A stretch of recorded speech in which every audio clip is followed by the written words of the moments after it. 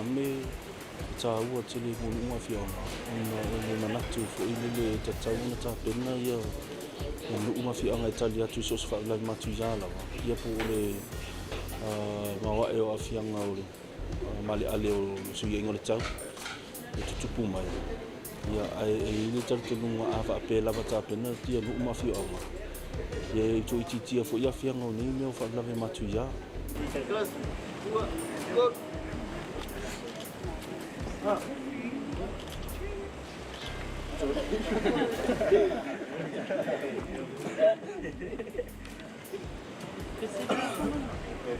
Fepuari ko inga polo makowa makua ale te mo ka e ma fai makalo ka pero ko inga wa ibas fuka ma fai e puala u venga le ngasi i le kulanga de mangua ma pianga la ye ava pelo no makua la ko ke ula wa ka oku ha ia fai mga ke le ila lava ava pe mo mia e ma fai ya Papaya nga ave pa pe mo bien so. Ole matafa yo ia lo ofisa tine molo faina fa atino le taimi nei le polokalame le Cdcrm ole avele le feau I tangata ole onu mafioanga. Ele ngata se feau taua le taulongolongo ino tangata. Ina ia mafai ona malama I le taimi tula I meise faavelave no tula nga faavelave tupu afosei. Faavelave faanatua. Ia le ngata fo leo le faielo ni aoaoga ia o tauina nuu mafioaga tagata taʻitasi o nuu mafioaga ia mafai ona malamalama I metotia ia le ngata fo leo auala e mafai ai ona laveaʻina soifua po o se ola uae I le lamalalaina e I taimi e tupu ai faaolave tupu faafosei e muliaʻi taunuu mai le tali mai Matagaluega nei le Malo loo galulue faatasi taimi nei le polokalame le Cdcrm ia au mafai ia ona avagalima ia tulaga o nuu mafioaga tulaga o tomai magavaa ua uma na o tauina le taimi nei o tatou polokalame le Cdcrm e mafai ai lava ona faatino e latou galuega laveaʻi tonu lava o nuu mafioaga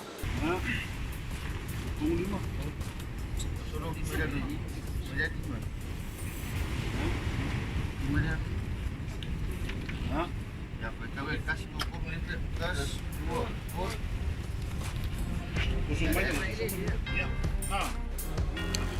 ole galuega ia mamatafa yo ia le society le kolose mumu le faatinoina leo le aoaoga le tosoani muamua o le first aid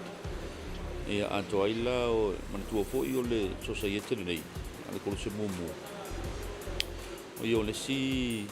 leading agency le polokalame lenei o pai poisi le vonga lue ia ma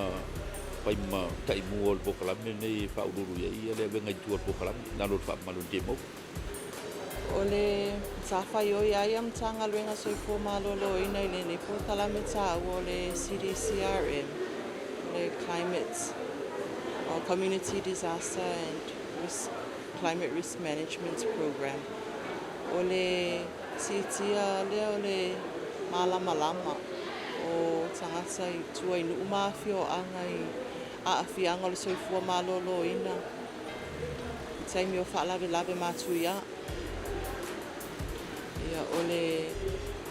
pe o le polokalame lea o loo fesoasoani tele le Matagaluega ona e leʻo lava le ʻaufaigaluega e o itua faatino polokalame faapea ae pe ua avea nei polokalame mavanoa e tauaofaʻi uma mai ai nisi o stakeholders ma agencies a le health e mawhai ona whaatino ia le polokalame I lona atoanga o telena soifua malōlōina ma ona pāanga ia pe o le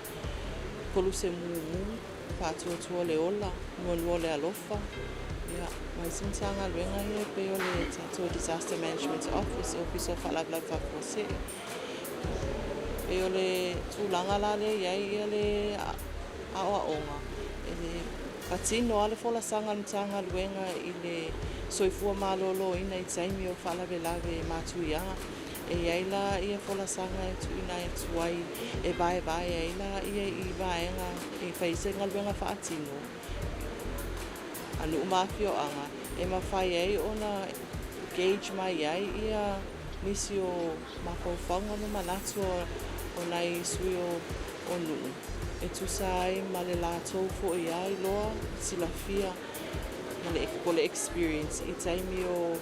whaalawe Matui'a ia watu anai.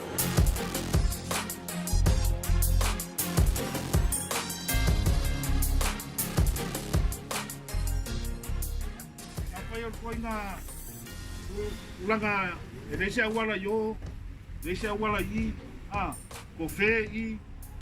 ai paulan me ke mwenga e angu ai. Ai ngā tō rua. Lane me mo mofai.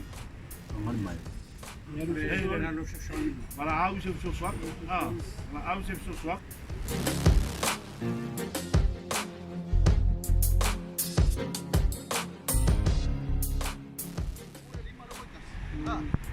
O vai, fa moi o vai, ma le lima kas. Nenga mai fa pa me so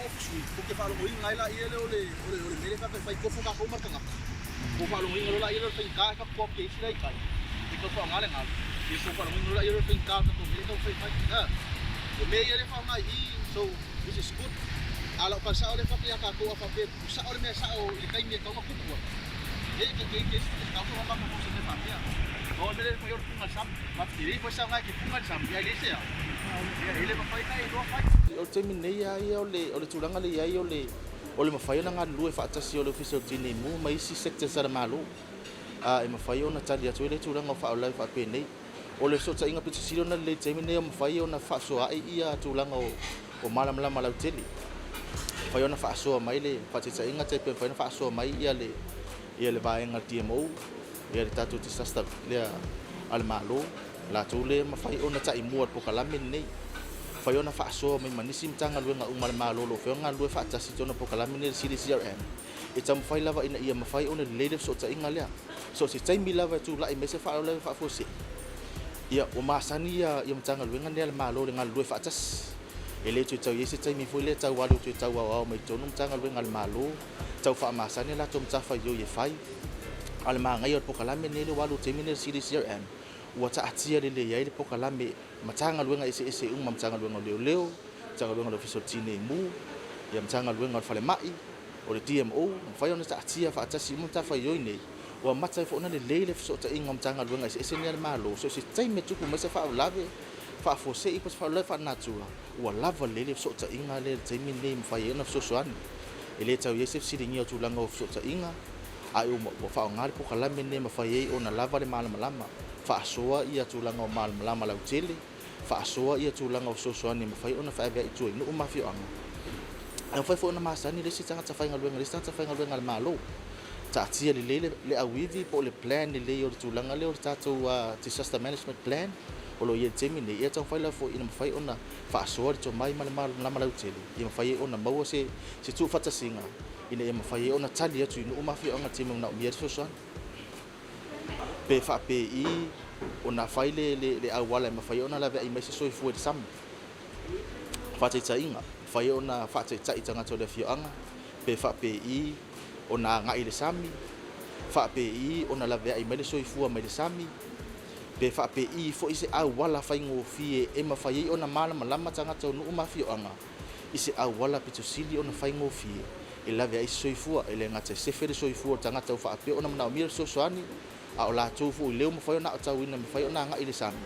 Ia lātou i loa le leile matawhai o i le whaaso. Mea mua whaasosoina le malosi. Whai ona i loa le whaasosoina le malosi. O tātou loa lea le sami e whai lava se whaingata.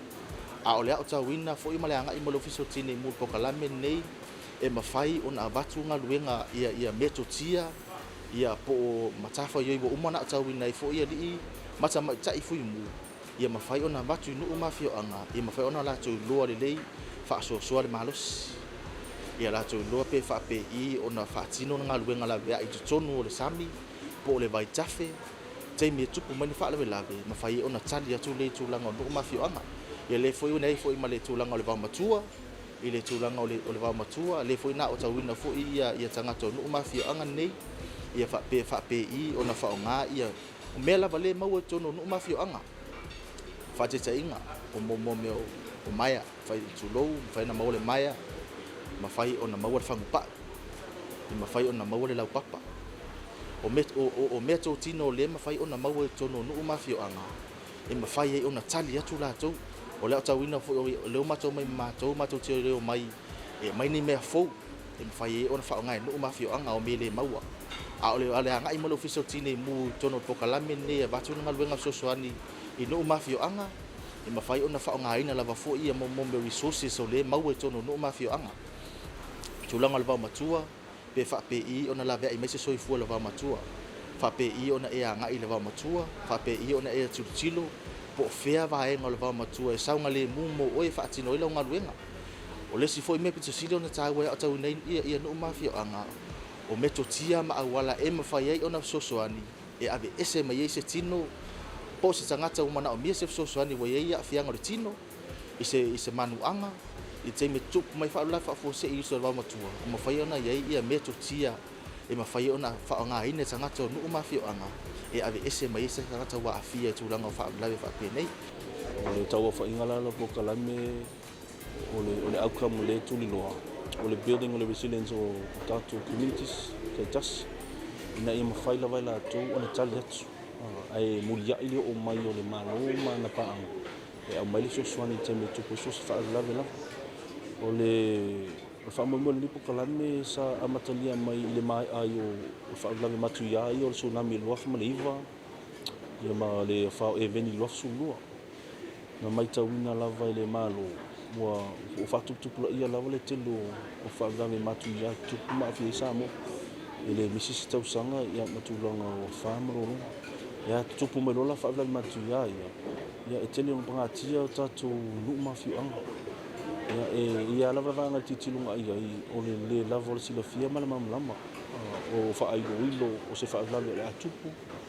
wa fo ia galuega faatino e tali atu le taimi tupu o se whaalawe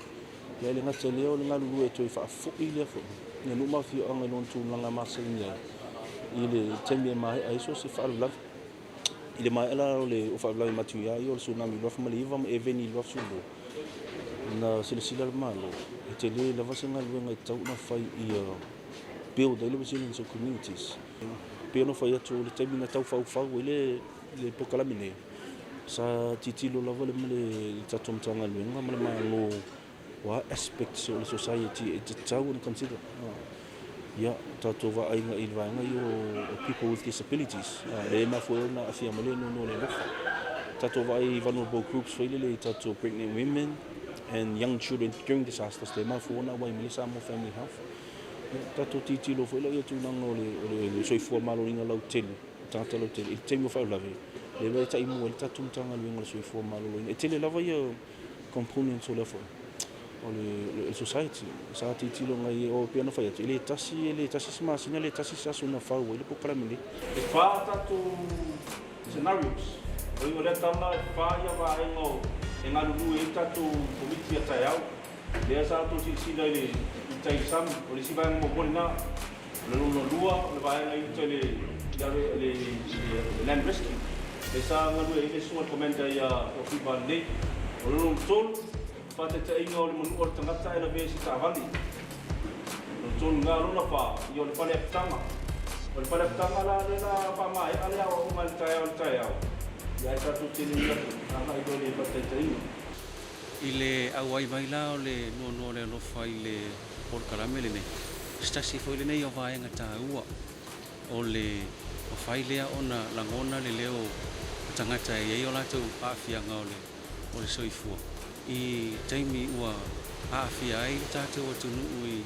i suinga o le tau e maise o whaalawelawe whaale nātura o le anganga atoa o le mawhai lea ona whaasauina le ola ona talu ai o i lātou nei ia e olo o iei se tūlanga maale ale ona o aafianga o le soifua o aafiai ia mai mo mia la le mana malama o afioanga i awala ma vaenga e tau ona tuina atoa i le lātou fesoasoani ina ia mawhai ona whaasauina ia soifua o i lātou e ia afianga tū mau o le soifua. Pe a whai e sa tia ia seo tātou atunuu i whalalawe whale nātura e pei o wha ia o mawhui e tsunami lo longa wha mai ma maisi. Ia e le ngatai lea. Ia ai o le tāua foi lea o le vaava'ai le taimi ua maea ia fa'alavelave fa'alenatu ia o le fa'aafiaina o i latou i nofoaga hoi ia ua sauia o se tasi foi lenā o vaega o lo'o vaava'ai ai le matou fa'alakoto ina ia mafai ona ta'oto tonu fesoasoani mo i latou e aafiaga taumau e tusa o mo'omiaga o lo'o iai ia i latou